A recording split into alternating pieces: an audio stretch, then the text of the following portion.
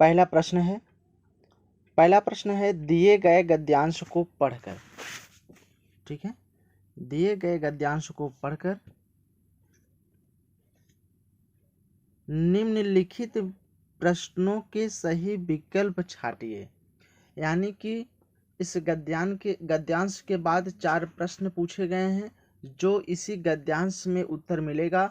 इस गद्यांश को पढ़ करके उसके भावार्थ को समझ करके हम चारों का आंसर देंगे, ठीक है। आइए पढ़ते हैं। कह रहा है पश्चिम के आध्यात्मिक दैत्य को दूर करने में पूरब की मैत्री, करुणा और अहिंसा के संदेश महत्वपूर्ण होंगे, तो पूरब के भौतिक दैत्य को पश्चिम की प्रौद्योगिकी दूर करेगी।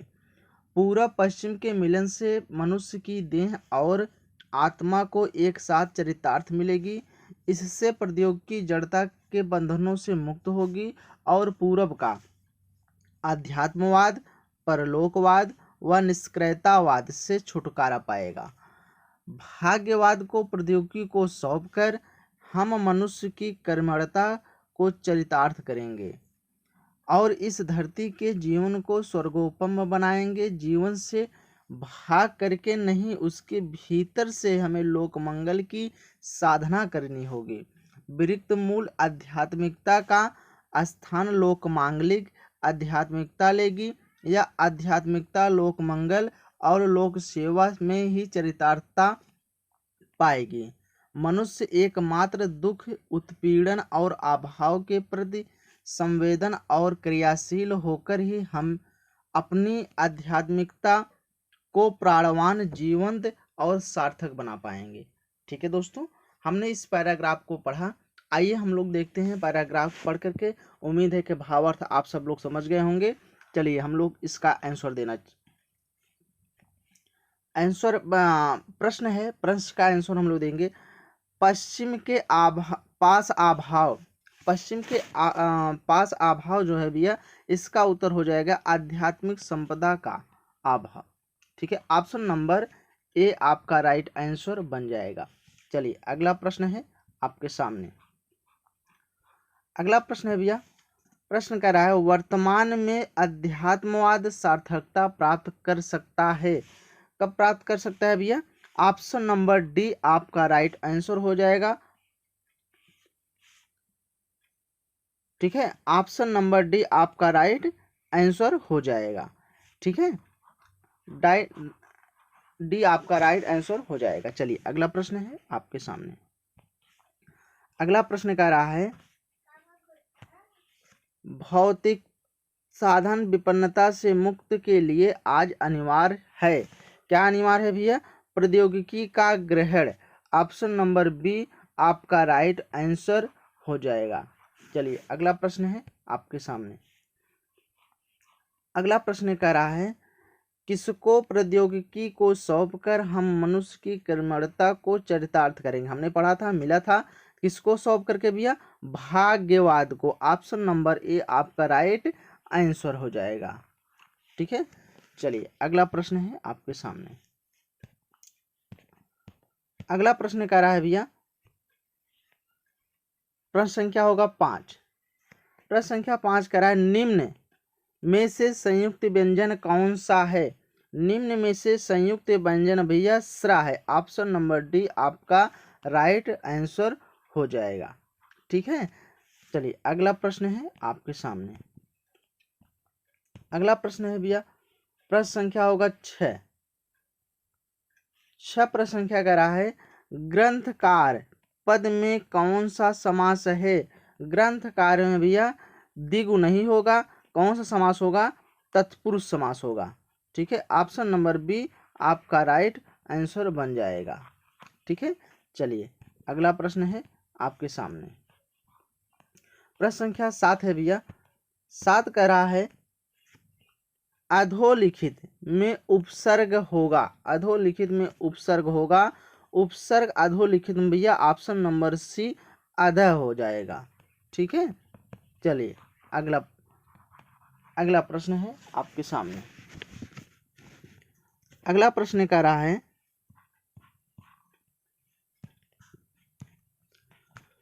प्रश्न है भैया, अगला कह रहा है श्याम आता होगा इस वाक्य में कौन सा काल है?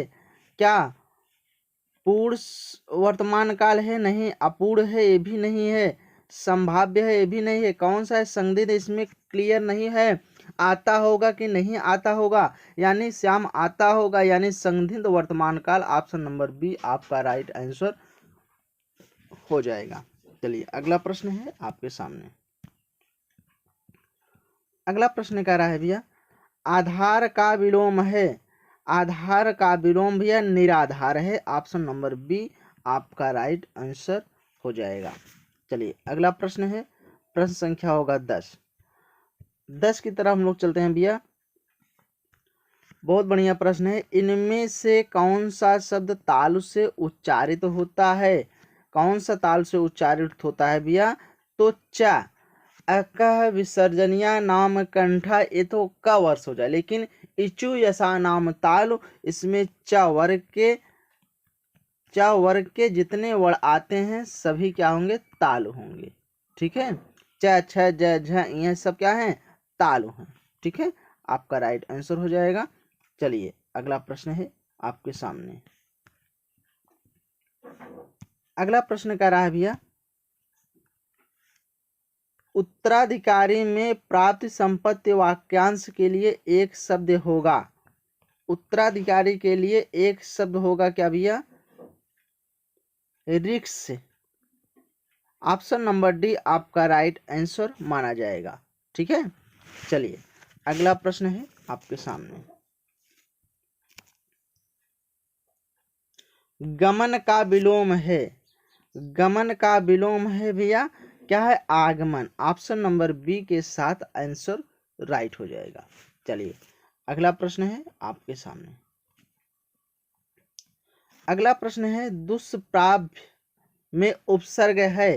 क्या उपसर्ग है भी? ऑप्शन नंबर ए जो है ए जो है उपसर्ग हो जाएगा दुष्प्राप्य में। चलिए राइट आंसर हो जाएगा। अगला प्रश्न है आपके सामने। अगला प्रश्न है भैया, सुधा द्वारा चाय बनाई जाती है। क्या भैया? सुधा द्वारा चाय बनाई जाती है। इस वाक्य में वाच्य है चाय बनाई जाती है, काम होने का काम हो रहा है, यानी कि कर्मवाच्य। ठीक है, ऑप्शन नंबर बी आपका राइट आंसर हो जाएगा। ठीक है, चलिए अगला प्रश्न है आपके सामने। अगला प्रश्न है, तद्भव और उसके तत्सम में कौन सा मेल गलत है? हमको गलत ढूंढना है। लुहार का तत्सम लौहार होगा, सही है। सच का तत्सम सत्य, ये भी सही है। रोना का तत्सम रोना नहीं होगा। ठीक है, रोदन होगा। क्या होगा भैया? रोदन होगा, यानी कि ऑप्शन नंबर सी आपका राइट आंसर, क्योंकि हमको गलत ढूंढना है, इसलिए ऑप्शन नंबर सी आपका राइट आंसर हो जाएगा। ठीक है, चलिए अगला प्रश्न है आपके सामने। प्रश्न संख्या 16 है, लेखक और उनकी रचना का कौन सा जोड़ा गलत है? कौन सा जोड़ा गलत है भैया?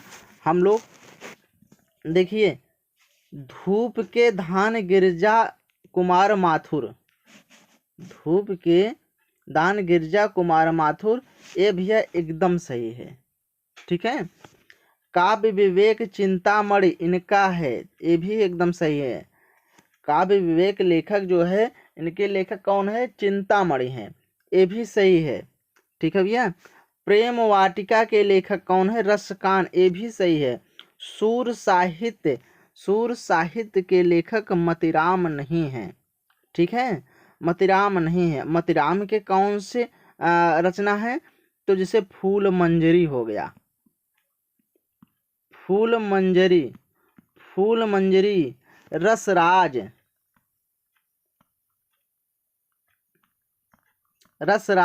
ये सब क्या है भैया? मतिराम के रचना है। ठीक है, चलिए अगला प्रश्न हम लोग देखते हैं आपके सामने। प्रश्न संख्या है 17 भैया कह रहा है, कौन सा शब्द भिन्न अर्थ वाला है? कौन सा शब्द भिन्न अर्थ वाला है भैया? जलन, द्वेष, डा, ये तीनों एक ही शब्द माने जाएंगे, लेकिन पौड़ी यह भिन्न है। ऑप्शन नंबर डी आपका राइट आंसर हो जाएगा। ठीक है, चलिए अगला प्रश्न हम लोग देखते हैं, प्रश्न संख्या 17। प्रश्न संख्या 17 भैया, ठंडा लोहार के रचनाकार हैं। ठंडा लोहार के रचनाकार भैया कौन है बताइएगा। ठंडा लोहार के रचनाकार कौन से हैं भैया? धर्मवीर भारती हैं। कौन है? Dharmveer Bharti. Option number B आपका राइट आंसर हो जाए। अज्ञेय की बात आई है तो अज्ञेय के जानते रहिएगा कि कौन सा होगा? आंगन के पार द्वार। आंगन के पार द्वार। आंगन के पार द्वार जो है ये अज्ञेय जी का रचना है। ठीक है, और धर्मवीर भारती के भैया ठंडा लोहा ये भी है। उसके बाद और कौन सा है? गुनाहों का देवता, सूरज का सातवां घोड़ा। ठीक है, ये धर्मवीर भारती की रचनाएं हैं। ठीक है, और नारेंद्र शर्मा का कौन सा है? मिट्टी के फूल। एक इसके रचनाकार कौन है? नारेंद्र शर्मा जी हैं। ठीक है, महादेवी वर्मा सब लोग जानते हैं, यामा ये और दीपशिखा यह प्रसिद्ध है। ठीक है, चलिए और अगला प्रश्न है आपके सामने। अगला प्रश्न है भैया, कमी का विलोम है। कमी का विलोम बहुल्य है। ऑप्शन नंबर सी आपका राइट आंसर हो जाएगा। चलिए अगला प्रश्न है, प्रश्न संख्या 20 होगा। 20 कह रहा है व्याकरण की दृष्टि से अशुद्ध शब्द है। व्याकरण की दृष्टि से अशुद्ध शब्द की बात की जाए तो व्याकरण की दृष्टि से जो है खटमल, खटमल जो है ये अशुद्ध दिख रहा है। त्रिकाल ए भी शुद्ध है, उपलक्ष ए भी शुद्ध है, दक्ष ए भी शुद्ध है, यानी कि ऑप्शन नंबर ए आपका खटमल आपका राइट आंसर हो जाएगा। यह अशुद्ध है, अशुद्ध हमको पूछा गया है। चलिए अगला प्रश्न है आपके सामने, प्रश्न संख्या है 21। 21 कह रहा है निम्न में से कौन सा युग्म गलत है? ढोल के पोल केवल ऊपरी दिखावा देना। ठीक है, ढोल के पोल इसका युग्म एकदम सही है। ढोल के पोल यानी ऊपरी ऊपरी दिखावा। ठीक है, ठंडा करके खाओ यानी आप धैर्य से काम करो। ठंडा करके खाओ यानी धैर्य से काम करो। ठीक है, ये भी आपका सही है। साँच को आँच नहीं, साँच को आँच नहीं, इसका मतलब सच्चा मनुष्य का निडर नहीं है। सच्चा आदमी का जो है उसका कोई कुछ बिगाड़ नहीं सकता। आंसर ए भी सही हो जाएगा। ठीक है, नीम हकीम खतरे जान। नीम हकीम खतरे जान। ठीक है, जान की हकीम बन जाना यही गलत है भैया। इसका क्या होगा? नीम हकीम क्या खतरे जान का क्या होगा? अधूरी जानकारी रखना। अधूरी जानकारी रखना, यानी ऑप्शन नंबर डी आपका राइट आंसर हो जाएगा। चलिए अगला प्रश्न है आपके सामने। अगला प्रश्न कह रहा है उपमेय में उपमान का आरोप होने पर अलंकार होता है। अगर जहाँ उपमेय में उपमान का आरोप होने पर कौन सा अलंकार होता है भैया? तो आप बताइएगा कि अपहनुत होगा। ठीक है, ऑप्शन नंबर बी आपका राइट आंसर हो जाएगा। ठीक है, चलिए अगला प्रश्न है आपके सामने। मेघनाद शब्द में कौन सा समास है? मेघनाद शब्द में भैया बहुब्री समास है। ठीक है, मेघनाद में कौन सा समास है भैया? बहुब्री समास है। ऑप्शन नंबर डी आपका राइट आंसर हो जाएगा। चलिए अगला प्रश्न है आपके सामने। अगला प्रश्न है इनमें से किसमें अव्ययी भाव समास है? इसमें से कौन सा अव्ययी भाव समास है भैया? तो आप बताएंगे अव्ययी भाव प्रतिदिन ये भी अव्ययी भाव है, प्रतिमा ये भी अव्ययी भाव समास है, यथार्थ ये भी यानी उक्त सभी। Option number D. मैंने ट्रिक बताया था, जहाँ प्रायाय, आयाय, उसके बाद यथा आए, वे आए, भरे आए, यहाँ सब क्या है, अव्ययी भाव समास होंगे। ठीक है, चलिए अगला प्रश्न है आपके सामने। प्रश्न है, अभ्यास में किस उपसर्ग का प्रयोग है? अभ्यास में किसका प्रयोग है भैया? अभी। ऑप्शन नंबर ए आपका राइट आंसर हो जाएगा।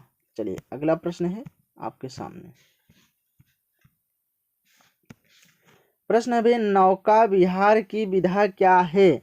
नौका विहार की विधा क्या है भैया? ऑप्शन नंबर बी आपका right answer, option number sorry D आपका राइट आंसर। एक मिनट, नौका विहार की विधा है, नौका विहार की विधा भी एक कविता है। ऑप्शन नंबर बी आपका राइट आंसर हो जाएगा। चलिए अगला प्रश्न है आपके सामने। राजस्थानी की उपबोली है, राजस्थान की उपबोली क्या है भैया? सभी हैं, यानी जयपुरी भी है, किशुनगढ़ी भी है, शेखावटी भी है।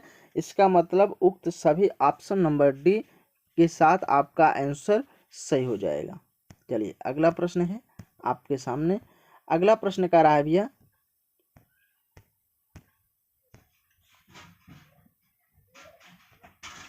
प्रश्न है, इनमें से कौन सा पर्याय की दृष्टि से गलत है? पर्याय की दृष्टि से कौन सा गलत है? अंशु और तुरंग एक ही दूसरे के पर्यायवाची हैं, सही है।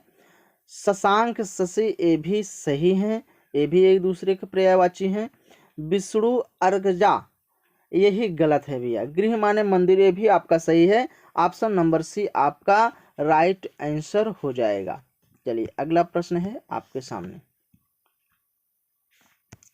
अगला प्रश्न है, मदिरा पीने का प्याला के लिए एक शब्द है। मदिरा पीने का प्याला के लिए एक शब्द है चषक। ऑप्शन नंबर ए आपका राइट आंसर हो जाएगा। चषक, मदिरा पीने के लिए एक प्याला शब्द है, कौन है? चषक भैया। चलिए अगला प्रश्न है, प्रश्न संख्या 30 है। जब वाक्य समाप्त हो जाता है तो कौन सा विराम चिन्ह लगता है? जब वाक्य की समाप्ति पर कौन सा विराम चिन्ह लगता है? तो पूर्ण विराम। ऑप्शन नंबर डी आपका राइट आंसर हो जाएगा। ठीक है, चलिए बस दोस्तों, ऐसी ही वीडियो देखने के लिए दोस्तों हमारे इस YouTube चैनल को आप ज़रूर सपोर्ट करिए, यानी कि आप सब्सक्राइब करिए, सेशन को आप जो है लाइक करिए, जितना हो सके उतना आप शेयर करिए और सपोर्ट जरूर करिए। धन्यवाद दोस्तों।